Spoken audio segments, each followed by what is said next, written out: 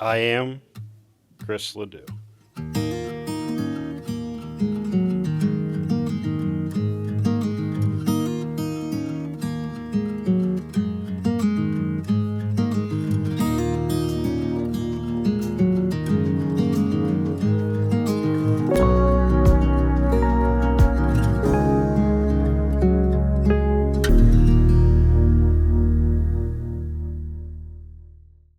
So, Chris, I'm just thankful to have this opportunity just to talk to you and hear about your story. I know a little bit about your story, but not really a whole lot because, I think that you've been attending here at Porterfield probably 3 years now. Yep, 3 years. I was thinking it's 3 or 4, but couldn't know that for sure. Yep. But just tell me a little bit about, first of all, what was your life like before you became a Christian? Well, it's a little different. I got saved early. I was 9 years old when I was called to follow Jesus. So I was very young. Going to a little tiny church, and it was when I say tiny, it was about 1,800 square feet, concrete floor, metal chairs, and we did not have a baptistry. I got baptized in a pond in January. Oh, cool. And it was cold. It was snowing. My mom and I both were there. We're kind of spoiled nowadays We here were at definitely Porterfield. spoiled. Definitely spoiled. Although I will tell you, I've had some baptisms where I didn't have the water turned on soon enough, Oh, so it was pretty cold. That'll take your breath away. Yeah, For sure. yeah. But there was a time that I went away from God. I backslid for several years when I come back from the Marine Corps. Oh, okay. Um, That's what I was going to ask you. What time period was that? So that was like 18, 20 or 18 through 22, 23. Okay. And then my grandmother got sick, Okay. very sick. She was terminal. And during this time, our neighbors across the road, I had a small iguana that I had on a leash. I was young kid, so I was only in my 20s, but young kid across the road saw me with the iguana. He come across, and I hadn't been in church forever. I started talking, and this kid's 12, and he's witnessing to me, and he'd come to church. Oh, that's awesome. So, and he found out about my grandmother, and through her passing, it was about 6 months, and I started going to church, and it was Evergreen now. Okay. But That's yeah. cool. So it's Evergreen Church in Marietta? Yeah. So I know some people that, I've been in the area for a while. So Yeah. did you live over that way? Is that? We lived in Fleming. Huh. Same place we are now, last 27 years. Yeah. But So how did this 12-year-old meet you and kind of? like I say, he saw me out playing with an iguana. He goes bounding across the road. His dad is a pipe fitter, was never home, so he kind of latched on to me. We didn't have kids yet. I was a kid myself. But and then he met my family. And his mom started trusting us to babysit him, and it was pretty quick, because she's like, well, he's in your yard, at least I know he's safe. He's right across the road. Yeah. But he was sent from God because, if it wasn't for that, I don't know what would happen. Yeah. And my wife got saved because of that, meeting that child. That's awesome. Yeah. So you kind of like your whole family has been impacted by that through one this kid. one, and that's why one person can make a huge difference, a huge impact. Yes. Do you keep in contact with him Oh, now? yeah. Oh, Yeah. cool. Yeah. Does he live in the area or? Shane's at Fort Echuca, Oh, wow. Arizona. Wow. 3 boys. Huh. And will be retiring soon from the Army. Really? He was. I'm still working, and he's going to be retiring. Well, that's neat. He went into the Army. Yeah. Yeah. So what branch of the military were you in? That's Marine Corps. Oh, Marine Corps. Okay. Yes, sir. Yeah. Yeah. My uncle was in the Marines, so that's pretty. I know that's a tough task to be in the Marine Corps. Yeah, I did my 4 years and didn't like being told what to do. So You were done with that. So what years did you serve? 89 through 93. Okay. So, Did you have to go stationed anywhere, or you stayed local? I Or? was motor pool. So Okay. Yeah. Well, hey. Well, I'm in the car business now. Yeah. So didn't So fall you far. had experience through that, huh? Yeah. So talk about those years. I mean, and you can even talk about before you were 9. But what was your life like before you rededicated your life at 20, or what? How old were you when you rededicated your life? I was 23. 23. Okay. So what was your time like before you rededicated? Met my wife And then we moved to Zanesville, Ohio. Oh, And I okay. was a repo man. Oh, Oh, yeah. that's interesting.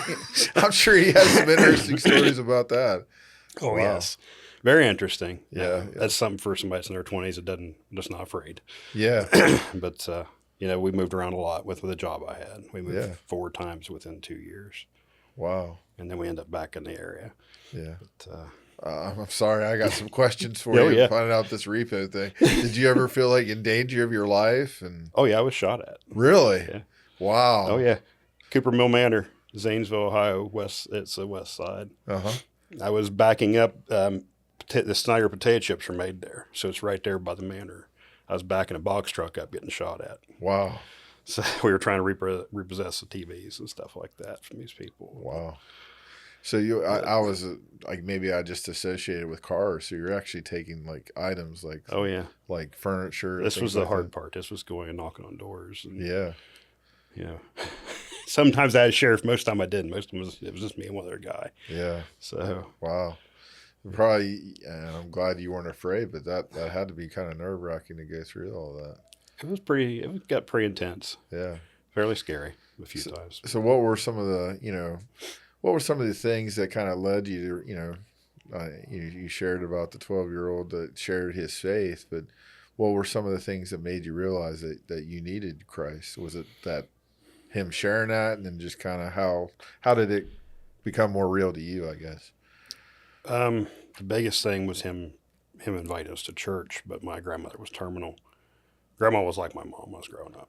We were very close, and I had witnessed to her forever. I mean, ever since I was 9, 10 years old, I was witness to her all the time. You need to get saved, Grandma. And she didn't want to hear it. Really? Not. She was a good woman. Had really good values like most of the ones, from the Coal River area have. But she didn't want to hear about Christ at all. And then she got terminal. And that changed everything. It really did. So for her, did she accept Christ at some point then? She did. Oh, that's awesome. And it's only because she was sick, Pastor. I'm telling you. If she hadn't have gotten sick, I don't think she would ever have done it. Yeah. Even like you're saying with that, it's like such a surprise sometimes what God, and sometimes it may not be something we want. Right. But it may need to happen to get our attention. Yeah. And that sounds like what you saw in her. Yeah, exactly. And Shane, he started calling her grandma when he was witnessing to her as well. That's awesome. So, God has his ways. Yeah. God ironic, but how things happen. Well, that's a really powerful story. I mean, kind of like I've shared about myself accepting Christ at 9 and hearing about that for you that, in your 20s that you rededicated your life. So that's really cool. So going through that and share a little bit about how that ultimately, sounds like with your salvation, that, your grandma's salvation, your wife's getting saved. Yeah. How did that transformation, kind of move you past that to where, looking back now, what were the things that changed in your life, I guess? When I got saved, I felt God strongly. I did. I was called. You know the feeling. Yeah. When Grandma was passing, and then she got saved. And then she did ultimately pass that year in 99. Also, she passed the same year that she found out. 6 months. Wow, 6 months. Moved fast. But I remember sitting in Sunday school with my wife, and she will hate me if I tell you this, but I'm going to tell you anyway. She was a Wiccan. Oh, really? When we got married, she was practicing. Wow. This is a miracle that she got saved. Yeah, tremendously. It's just God working. But that's a huge miracle. But, I just remember sitting in that classroom, and I just felt wash over me. She's with me, Chris. Let it go. And that was one of the, I get goosebumps now. That's one of the best things that, feeling in your life. It's that calm that only God can give you. Absolutely. So that's great. Yeah. And so, how did you get involved in church, ministry? And, I think you've been involved in a lot of different aspects of ministry over the years. We ended up leaving Evergreen, which at the time was a different church. Uh-huh. And we went to better back up a minute. First, we were trying to have kids. So I've got to put this in here. Sure. And this is it's a pivotal point in our life. Meeting Shane across the road, we wanted kids. We didn't know how bad we wanted kids. So we tried for 2 years. And because of medical reasons, my wife couldn't have kids. So we decided we were going to adopt. And our first baby was 16 years old, and 6'2", and had huge, ridiculous glass earrings. And we needed to move. We wanted to move to a church closer, and we picked Lighthouse. It was across from the school. Uh-huh. And we went to church there for almost 8 years. And then one day, the Pastor Rob, he gets a hold of me, and I was a big-time Facebooker at that point. And things go through your mind. All of a sudden, Pastor stops me. I'm leaving the church. He says, I want to have dinner with you, just me and you. You know, I'm like, okay. Scared like, a little bit. Oh, yeah, real scared. And he's like, I'll name the place. So I meet him at Western Sizzlin'. And we're sitting there, and he starts asking me, are you married? You've been married to the same woman. And he just starts asking these questions, you know. Have you ever been divorced? And, you know, how do you feel about talking in front of folks and things like this? And then he asked me to be a deacon. And, you know, I was not prepared. But, you know, I prayed about it, and, you know, about 3-4 weeks later, I accepted. Oh, awesome. Served for 2 years as deacon, and then I was 2 years as lead deacon. My last year as lead deacon was through COVID. Oh, wow. So Those were trying times. Very trying times. Yeah. We were all learning at that time. Yeah. But you know, God doesn't take no for an answer. You know, when you're called, you better follow. And I didn't want to speak in front of people. That's the last thing I want to do in my life is talk in front of crowds. And then become lead deacon. You know what that means. I was talking, yeah. You know, I was leading some services and things of that nature. Yeah. Then they wanted me to teach Awanas, so I was in a Awana class. That's a good program. Excellent program. And I had the about 10 to 12-year-olds. Fun group. Yeah. Fun age group. And then our teacher passed away, our Sunday school teacher. Unexpected, completely unexpected, just had a heart attack. Oh, wow. So at that point, I'm deacon, I'm Awanas, and I'm doing Sunday school teachings. It's so nice how the church just ropes you in, yeah. You know how Before that you know it, happens. you're like, wait a second. Yeah. But what a blessing Yeah. it is to serve, because here I am now. My life group is mostly the folks that were in that Sunday school class. Oh, that's neat. That's how, I didn't know that's that. how God works. Yeah. You know, yes, we've grown a few since we've been here. Yeah. But it's just amazing, you know. Well, I think what you're describing too is the feeling that how God uses you in that capacity to serve others, and so that's really neat. And I'm sure you have a lot of great joy with that. Oh yes, great joy and great appreciation of the pastors. Well, we appreciate that. As a deacon, you learn things you never knew before. Yeah, exactly. You know, yeah, you don't know what your pastor goes through until you serve. Yeah. That is very true. And, you know, thank you for being a deacon here, and we're glad to have you be a part of the deacon team. Going back to your son that you adopted at 16, that was probably quite a shock, wasn't it? Going from no kids to a 16-year-old baby. Oh, yes. And you know, it had its ups and downs, too. He was American Indian, Arapaho tribe. And we learned that he had a brother. And we went after him to adopt him, and it took 2 years to adopt him because we had to prove we had Indian in us. What you have to do to adopt is crazy. Yeah. You know, what the steps you have to go through. Well, how did you get in connection with him to be able to adopt him, the 16-year-old first? Well, we wanted to foster for Washington County Children's Services. Oh, okay. And that was the first kid they brought us. Oh, wow. You know? And he was, of course, I'm 5'9". Now I'm shrinking. I was 5'10" then. He was still taller than me. Wow. You know, and here we are, our 20-somethings, 24, and my wife's 28. We got a 16-year-old. Yeah. But, you know, so rewarding. And once again, that's how God works. If we'd had our own kids, I don't think we'd ever adopt or foster. Yeah, and I'm You sure know, it's great showing him love and care. I mean, I don't know his circumstance, but knowing that he needed to be adopted, I'm sure that was a 19 foster homes. Riley. Wow. Yeah. And so how's he doing? And I mean, He's doing pretty well. yeah, Him and his brother, of course, they're both adults now. But, yeah. How old are they now? Zach is 39. He was our 16 year old. Wow. And Bo is 30. So, Yeah. and then there was Johnny, and then there was Cody, and Wow. Jacob and Thomas. Yeah. So, So you have what was that, 5 total? six. 6 total. Okay. Yeah, 6 total. And they're all boys. Oh, yeah. Yeah. We were going to adopt girls, but when you got teenage boys as your house, you don't Yeah. really want girls in it. That's true. We wanted a sibling of Bo and Zach, and her name was Sheena, but she didn't want to be adopted. Really? So she aged out of the system. Oh, okay. But we wanted her to come too. She ultimately wouldn't do it. But, I'm sure, because a lot of times, especially going through teenage years, that's such a tough, hard time anyhow. You're trying to learn who you are. You're trying to set yourself apart. You're trying to become a man.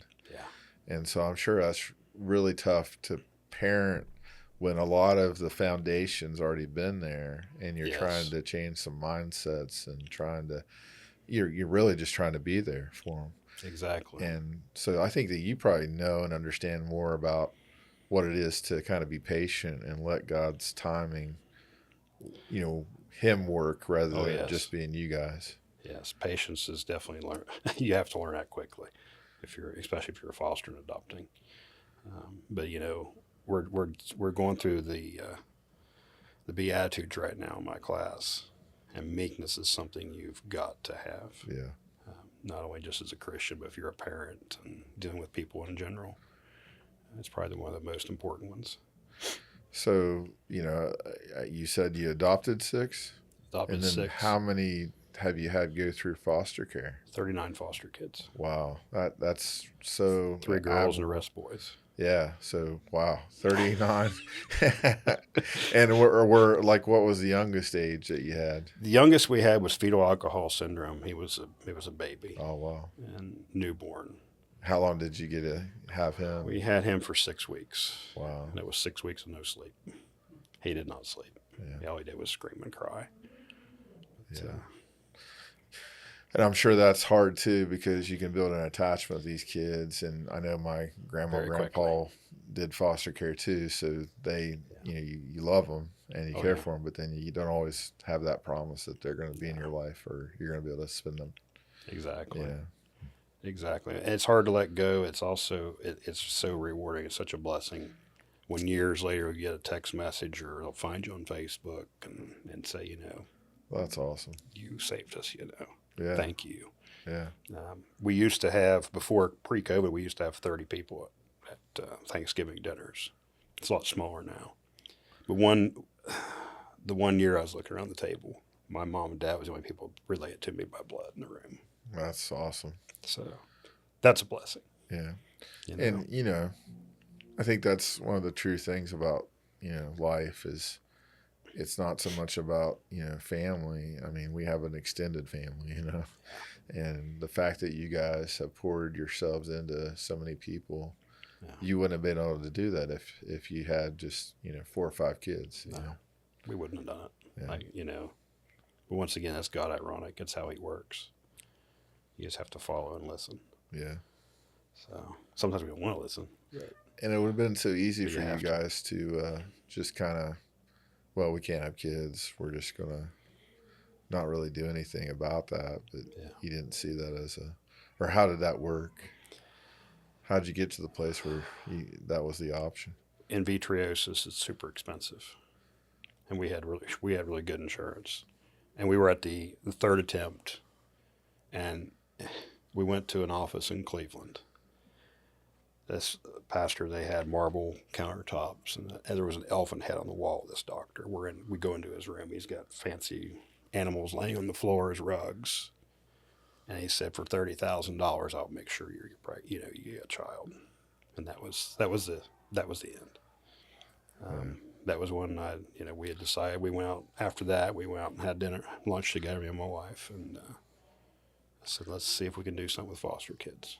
You know, when we first was dating, I worked at a company called Brayley and Thompson working with foster kids. So we had a little bit, you know, of mentoring I'd done. So, you know, I kind of knew the business. Hate to call it that, but it's kind of what it is for a lot of people. Yeah. But that's what we decided to do. Like I said, our first placement, he was 6 foot tall, and that's one first adoption we did. You get attached. Yeah. And it's quick. Yeah. So quick. Yeah. But, And I'm sure all of them are, you know, many different scenarios, but a lot of them needing encouragement and support, you know, like, you know, being a teenager and trying to figure out who they are. And yeah. Zach couldn't spell his own name. wow. He was 11th grade. My wife did miraculous work with him. He graduated high school. Oh, that's awesome. So, and that, you know, wouldn't have happened otherwise. Not saying it's because of her, but God made that happen, brought us together, give us that opportunity. Exactly. To make a change in his life. Yeah. And he's so proud of that diploma, carried around in his car for years. So. Well, that's great. You know, that, you know, those moments I'm sure are going to ring out in his life, even down the road, about how valuable that was to him, that you guys brought him in and took him in and not just said you cared, but demonstrated that care. Yeah, exactly. So, you know, that sounds like to me you've already shared a few lows, but has there been other lows in your life that like that, finding out you can't have kids, but just that kind of were hard to work through, or that valleys? was very low time. But then, you know, we were rewarded and blessed with it. The other time, we were going to adopt, and this was after, this was right before Jacob and Cody. So this was probably 10 years ago, 9 years ago. We thought we were done. And, you know, kids were all gone. And we decided to foster again. We started fostering, and the boy comes here with us now, Clayton, was diabetic, type 1. Oh, wow. And we wanted to adopt him bad, but it didn't work out. They kept reunifying with his family. And then we went through, I just thought God's wanting us to do this. You know, we thought we were done. We're not done. Then this lady got hold of us from up north in Columbus and said, we hear you have dealings with type 1 diabetic kids. Are you interested? We have 2. Oh, wow. Sibling group. This was Jacob and Thomas. And it's like, yeah, definitely. They come to our house, and I've got quite a few Bibles and things of that nature and concordance and stuff I deal with. The caseworker sits down. She's looking at my bookcase, and she saw it. She's like, I don't think this is going to be a fit. She's like, we're not looking for this kind of household to put kids. Really? Yes. That was a low. Yeah. Big time. Because we'd already met the kids and, you know, a few times. Long story short, they were going to place them with somebody else. 3 weeks later, they called us back. Are you still interested? So, you know, that's history. You know, Jacob's 17 and Thomas is 14 now. Yeah. So God worked it out. Once right? again, yeah. God had a plan. And, you know, if you're open for his plan, he's going to reward you and bless you with it. The same as you can do that for others. Yeah. But yeah, that was a very, very low time, but also, yeah, he brought us through that valley. So. Well, the flip side of that, what were some of the highs? I mean, I'm sure that goes along with fostering too, but, you know, what were some other things that are just spiritual highs that you've had? Mountaintops. Spiritual highs was definitely with my wife getting saved. That was a big time spiritual high. Serving in the church as deacon and lead deacon, definitely a spiritual high. And one of the most highs I've had happened here. It's very recent. I went on visitations, just been a deacon, very short time, less than a month. And I had heard that one of our members, Jim, was at a nursing home. I was going to go visit my mother-in-law anyway. I was very tired, long day at work. I'm heading home. I cross the Putnam Street Bridge, and right there in front of me is the nursing home. I turn on the turn signal. I was like, no, I've got to go. I'm just, he's telling me you need to go, pull in the parking lot, and I go in there and I walk in to meet Jim. Never met him before, never seen him in my life. And I went there to pray with him, to give God's blessing on him. And I was one who blessed. Never met, like I said, never met him before. He reached out his hand, and his hands were huge. Yeah, they are. I mean, he wrapped his hand around me, just crushing my hand, shaking my hand. And there's no words to describe the feelings that night. God was in that room. I prayed with him probably 5 minutes. And I'm one of those I don't pray for long periods. Usually 5-10 minutes is a long time for me. When I said in Jesus' name, he holds my hand tighter. He pulls me. I almost trip over because we got the table between us. I almost fall over the table. He prayed for 15, 20 minutes, probably 20 minutes nonstop. He was praying for this church. He was praying for this family of the church. He was praying for, put a hedge of protection around the pastors, you two gentlemen here. He started praying for my small group. Yeah, that's awesome. He doesn't know I have a small group. I've never met this man. I never mentioned this. He starts praying for my kids. I never told him I had kids. I mean, he's praying. He just keeps on praying. The very end, and it's really strange. The room almost was looking. It's almost like this gold fog or something. It's really strange. But when he was at the end of his prayer, he says, "I'm going to put a hedge of protection around you and the church." That was God. I mean, I feel to this day it was God.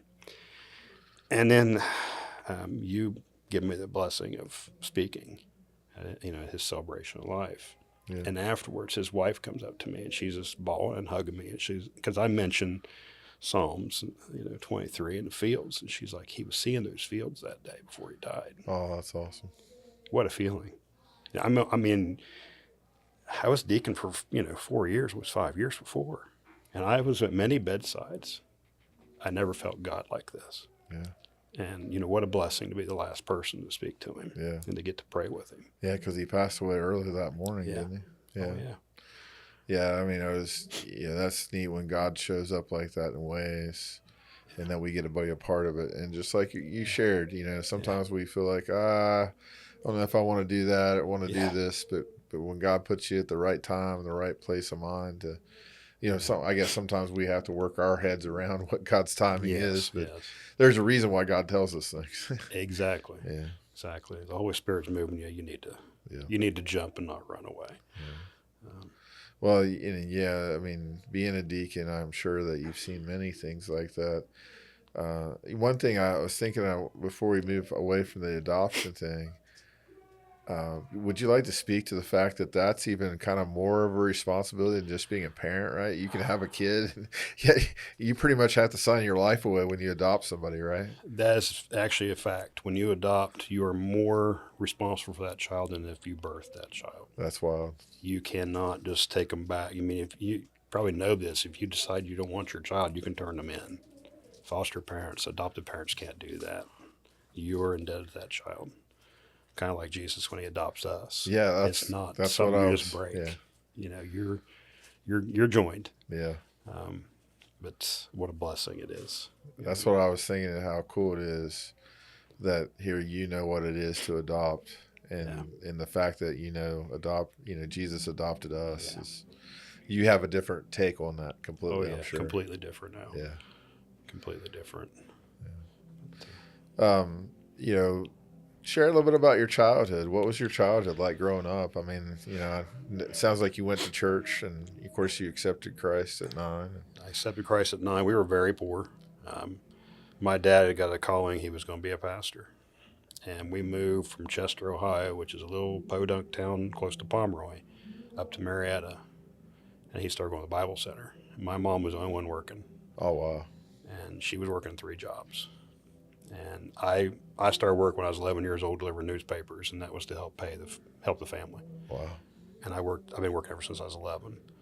But it was a lot of trials and tribulations. Mom got attacked by dogs. We lived in that neighborhood in Marietta, and she had to walk to work in the dark. We didn't have a car. And, some things happened where Dad ended up not following through and becoming a preacher. He backed out, and it was rough times. But my mother was always the rock in the family. She was the one who did the example, who took me to church, who made sure we continued to have God in our lives. Because Dad, I was 13 when Dad stopped going to church the first time. And then what happened in that situation where he stopped going to church? Did he just get hurt at the church, or? He went to a meeting far away where a bunch of the people staying to be a pastor went, and something happened there. And he's never shared what it was with me. Really? To this day, he won't tell me. Huh. But it was a low time in my history. He cut up his suits and destroyed the Bible, and oh wow, it was pretty intense. Wow. To witness. Yeah. We were moved away from all my family, clear up to Marietta. All my family was down in Pomeroy area. Did my grandparents there. But everything we go through, God's got a plan through it. Yeah. My mother continued to do to lead the household, and and I give her the credit for keeping me on the straight and narrow with that. Yeah. And I wouldn't be the man I am today if things been different. I have a work ethic because of that. I grew up having to work early. Yeah. How many jobs? I mean, you said she had 3 jobs. What jobs did she work? She was stuffing newspapers, piecework. You get paid pennies each one. She worked at Bob Evans, and she worked at a nursing home all at the same time. She was a morning cook, and she was a midnight aide at a nursing home. Oh, wow. And it was the same nursing home on the west side, Marietta, that we were talking about earlier. Used to be Marie Antoinette. Yeah. Way back then. Huh. So you and your mom and dad at some point, your dad stopped going to church, but your mom hung in there for a long time, and then. Yeah. But I guess before you jump into that, what was school like? Did you play sports? Were you involved in anything academic? Okay, because you're working all the time. Yeah. So you had to deliver newspapers before you went to school, and yep. The newspapers got thrown on the front step. I had to wrap them and put them in paper. Back then, I was a paper boy. I had a bicycle. Back then, to tell you the times, this was 1983, 82, 83. There was many people's houses, the condominiums down Hart Street in Marietta. I had the keys to go into their house, and I would put their newspaper beside them. I mean, there's a 12-year-old kid delivering newspapers in people's houses. But I did that, and then I started working community action 2 years later, and I worked for Katie Hartshorn there, giving out condiments or concessions, I guess it was, and giving clothes to people needy. That was community action. Yeah.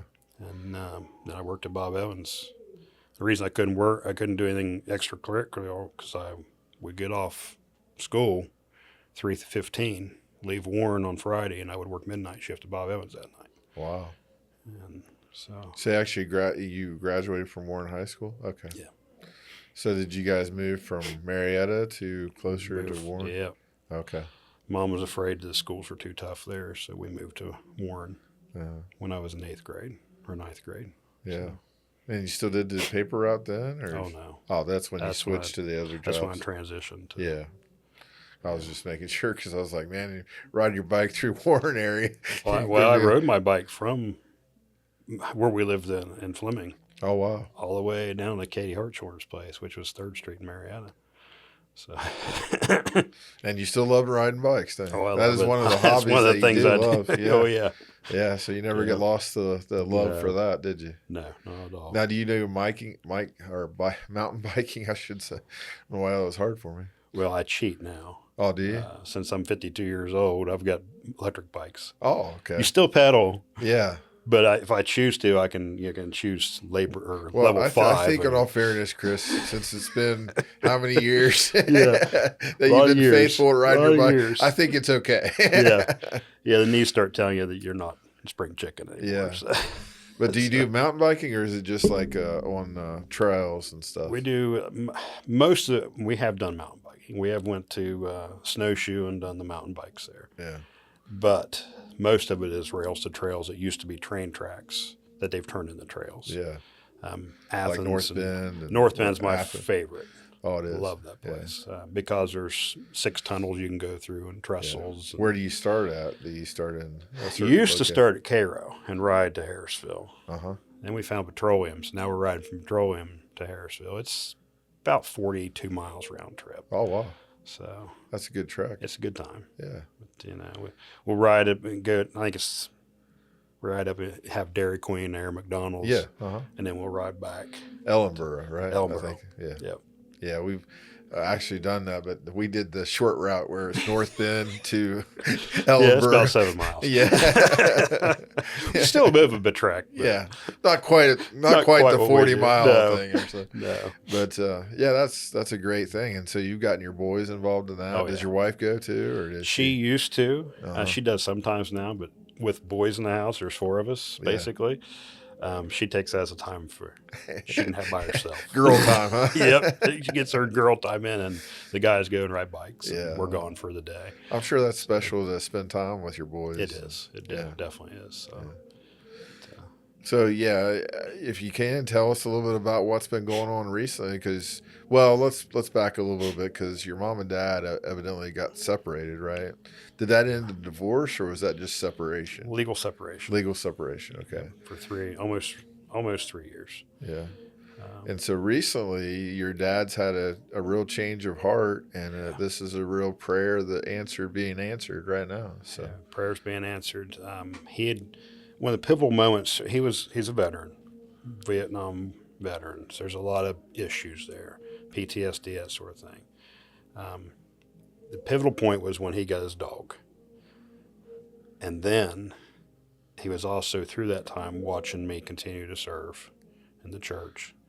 And he knew some things happened, and we had to change churches, and he knew that I stayed with, I didn't leave the church like he had done in the past. Yeah. I stayed with it. And then, he kept saying, "What do I have to do, Chris?" And I was like, "You need to pray. You need to repent. You need to turn back to God, Dad. You need to start dating Mom. You got to date her. You got to start over." Yeah.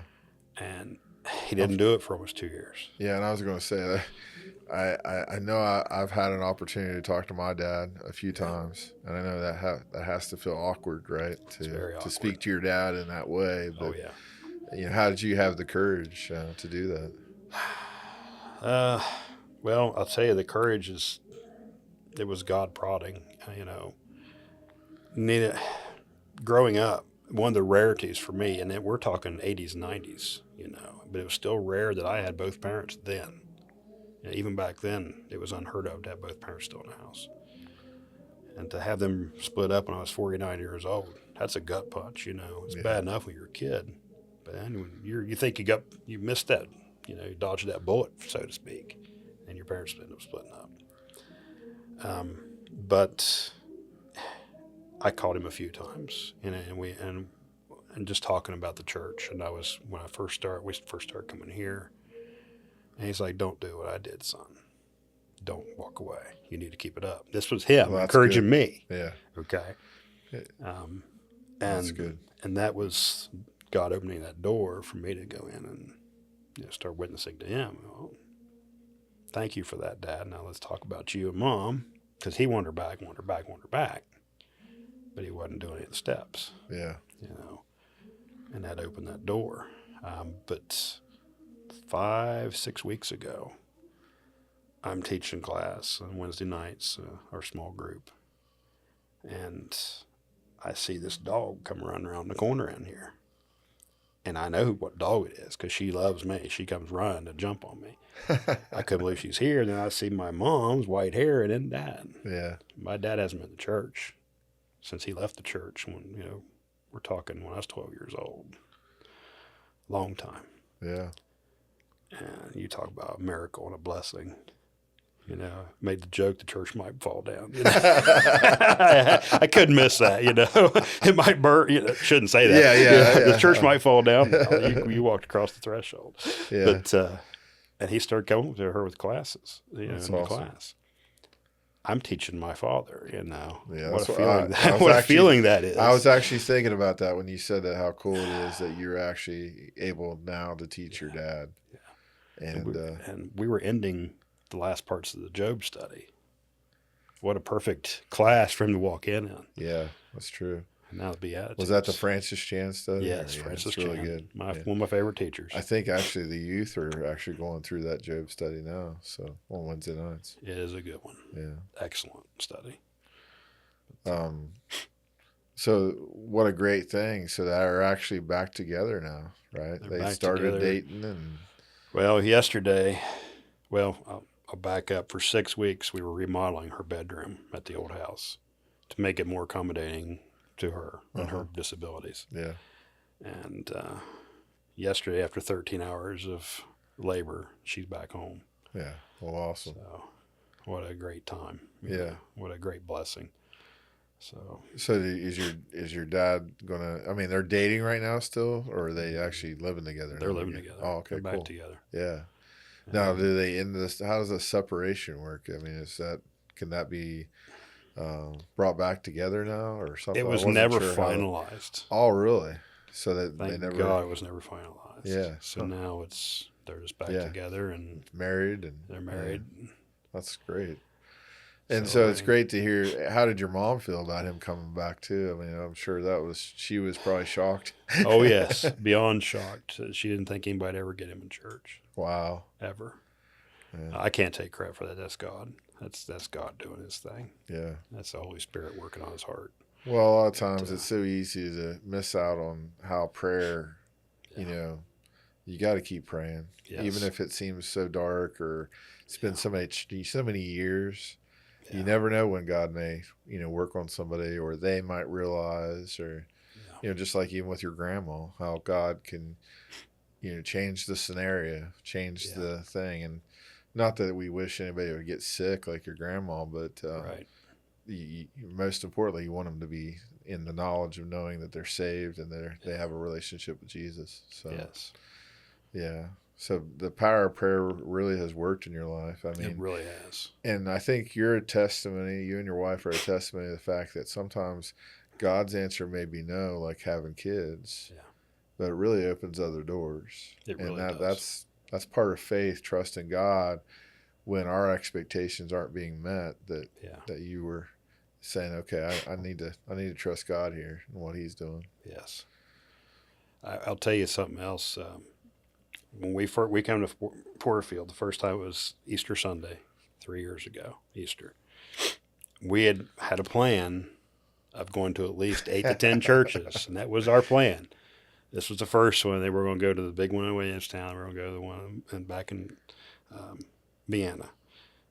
And huge church, but it doesn't feel huge. We felt so loved. Immediately, it's like, okay, this is where we belong. I mean, how crazy is it we have our mindset, but God says no. Yeah. This is where sometimes we have these misconceptions of certain things, but like you said, I mean, that's one of the things that if we're thankful here at Porterfield, I think we should be thankful for the fact that we try to stay small, that we're not trying to be, we want to continue to grow and impact lives, but we don't want to be, we're not trying to just have a big attendance. We want people to grow in their faith. And I think that's something we always need to keep important and put first. Well, you can talk about God ironic. We first come in, Dave and Bonnie Wright. Oh, yeah. That's Shane's wife's grandparents. Oh, really? That's awesome. That's the first people who greet us. We come in the door, we know them. Then I start meeting other people. Well, that's how it works. If I remember correctly, I don't know if it was the first Sunday you were here, and maybe it was Easter Sunday, or if it was shortly after. It seemed like that you did know a lot of people here at the church when you first came, and I thought that was really cool how God kind of brought people, or God already had people established here, so that you felt, hey, this is somewhere that seems familiar. We fit. And we feel welcomed. And well, and I, just speaking for me, I truly appreciate, one, I've always appreciated your heart, the respect you have for people.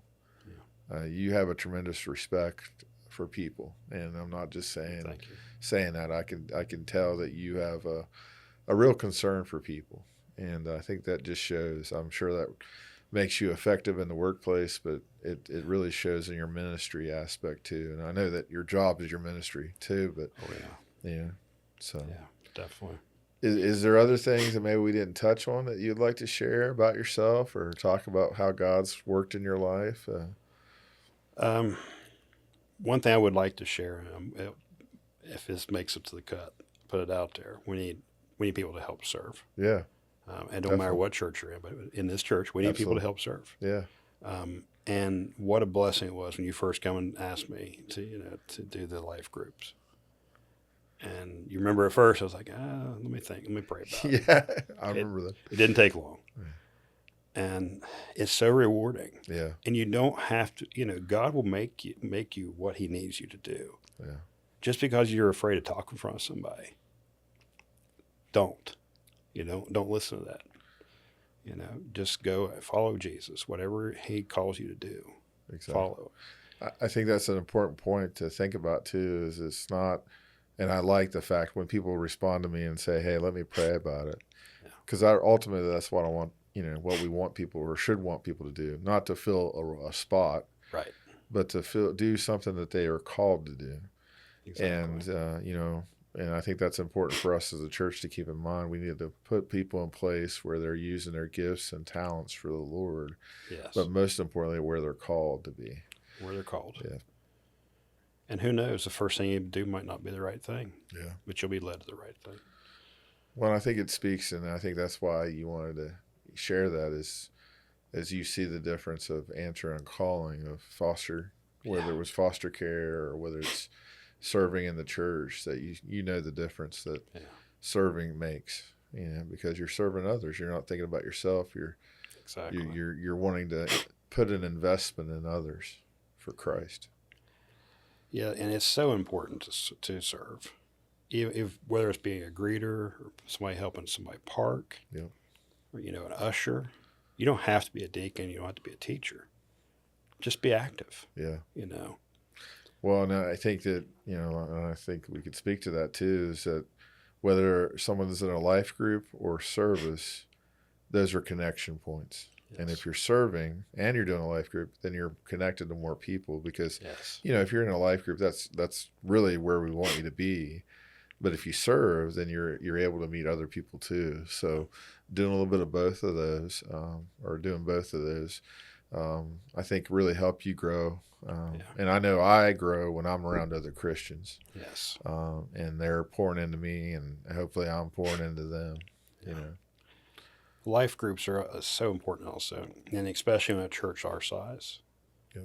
Because then you're witnessing to those 5, 10, 12, 15 people. Yep. It's a lot easier. You help, each group helps themselves. Exactly. It helps each other. It's all family, and that's what's important. Yeah, you're right. It creates a family dynamic where I always consider life groups being like the first responders. Like if something happens, it's going to be that life group that's providing the care that person needs during that time, because they already have that relationship established. And that's why, we really want everybody in the church to be a part of some type of life group. Yes. And to serve. And I, since we're on the topic, and I'm, I care about this too, is that I think thinking about service is it doesn't mean that you have a heavy burden or you should have a heavy burden. It should be a light burden. And I think that sometimes people feel like they're going to be like never going to get out, right? If you say yes to something. And I never want people to feel like that they can't, reevaluate or pray about where God's leading them next. But like you said, there's such a joy in service. There's joy in service. It's so rewarding to watching people grow. Yeah. Let alone just the blessing of doing and being part of it. But you have to at least try once. Yeah. Just whatever it is. Yeah. Follow the calling. But the life group just recently, we're actually going to be able to go through summer now. Yeah. Some used to be I would look forward to that break. I'm not looking forward to that break. We want to continue. And what study are you guys doing next? I'm probably going to do one on heaven. Oh, cool. So I don't know if you know, but Chip Ingram does one on Right Now Media that actually the Sunday school class used. And I know we're kind of off topic there, but I thought I'd throw it out there. But that's really good. That's actually what we're looking at doing. Is Oh, good. Yeah. So, you know, when you think about your life, what would be some things that you would want to pass on to others? What lessons, what things has God taught you that you'd want to make sure people knew about you? I hope I'm known as gentle and kind and helpful to other people. We have to help each other. Ever since COVID, people are so mean and nasty, more so than I've ever seen before. Kindness is so important. That's why one of the reasons we're going to Beatitudes right now. It's so important, and I want to be remembered as somebody that would always help, that would always be willing to, pick up the phone or text or go visit or lend a few dollars, whatever it is. I want to be remembered that way. And as a Christian, as a parent, a father, always approachable. Most important thing you can, if you have kids, especially teenagers, they're going to make mistakes. Yeah. They have to be able to come to you and know you're going to be forgiving. Might be upset whatever they're doing. Yeah. But you have to. Kindness is the most important thing. Yeah. To be remembered forever. And you speak to that, and that's so true that forgiveness and holding somebody accountable can happen at the same time, right? Yes. Doesn't mean all the consequences go away. Exactly. But in forgiveness, that there's an open door to say, hey, you can do better. And, I'm glad you recognize and even thinking about taking the responsibility aspect to say, I've sinned here. I've done this wrong, and I need to admit that and take responsibility for my actions. Exactly. Yeah. The last thing I would want to say, you shared a little bit about Porterfield, but I just want to is there anything else that you'd like to talk about how Porterfield has blessed you and been an encouragement to you as a church? And one thing, it's a privilege and an honor to serve, and be, active in the church. Yeah. Just the support, coming here. I won't go into why we came here. But you know what that was. I come and talk to you and Pastor Mark, and you guys immediately was just like open arms. This is a healing church. It just is. Felt so loved and wanted here, and I want to serve more. That's just the way this church is. Even though it's big, it does not feel big. Yeah. It feels like a small church, and that's because of the love of the people. Yeah.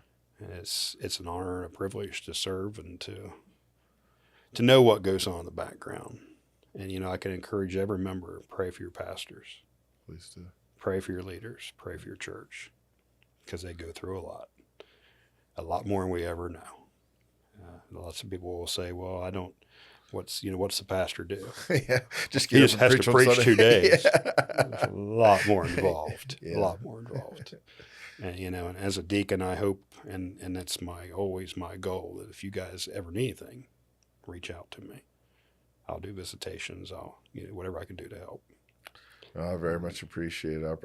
Like I've said, I appreciate your heart, and I've enjoyed this conversation, enjoyed getting to know you a little bit better. I've heard bits and pieces of your story, but you have a tremendous testimony there, what God's brought you through. Just the hardships you face and the work ethic that you have, that you allowed God to work in your story and your life, and how to have that to be a Thanksgiving, and you have 30 some people around. That's awesome. And thank you for being a part of the church. You're very welcome. It's a privilege. And one more plug I'll put out there, and this is an actual, it's not, I won't get the statistic exact, but if one family out of every church adopted, there would be no foster kids in the United States. Really? One family out of every church. That's a real statistic I just read here recently. That's awesome. That's so interesting. Me and Shelley have, probably should give more thought to that. We talked about it, but I know my grandma and grandpa, they did such a good job with that. And it is gut-wrenching. It's hard. It is. It's hard. But it's so rewarding in the aspect that, And like for them, it sounds like for you too, that they poured their heart into those kids, and those kids, even if they weren't adopted, Yeah. they still had great respect for my grandma and grandpa. Exactly. And here's the other thing, especially now, even more than it used to be. And the big change we've seen since 2002. These kids might be the only Christ they see Yeah. is when they're a foster kid in your house. It's so rewarding. It's such a blessing. And it's a chance to show God to a lost and dying world. And these kids may never see friendliness except for your house. So Yeah, and I'll tell you, you're pretty much a youth pastor. You realize that, don't you? You have a lot of youth pastor experiences. And that's even hard because youth pastors can leave. You're the dad. Yeah, I'm still the dad. But thank you so much for doing this. I really appreciate your service. Thank you. And thank you for being a deacon. And I'm so thankful that you're leading a life group, because that's so important. And I'll just add this at the end here. I'm so thankful that I remember probably 7 or 8 years ago, no one on the deacon team was in a life group or led a life group. Wow. And the change that's happened in the past 8 years. And thank you for being a part of that solution. That I think everybody on the life group, I think everybody on the deacon board at this time is in a life group. And that's great. That's awesome. That is great. Thank you. You're welcome. Thank you.